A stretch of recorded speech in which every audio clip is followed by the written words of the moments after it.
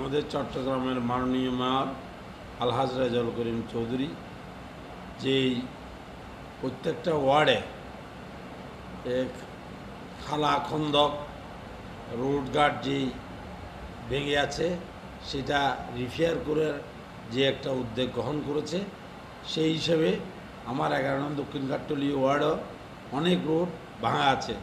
এই হরিমন্দির নিয়ে বিটাক এবং এই কলেজ রোড এবং কাজীর দিঘি এবং গ্রিন ভিউ এবং আমাদের এই সরেপাড়া লোহারপুরের কিছু অংশ খানাখন্দক আছে।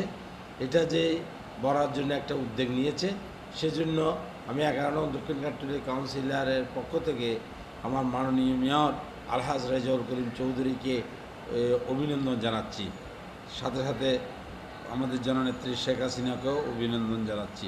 জয় বাংলা, জয় বঙ্গবন্ধু।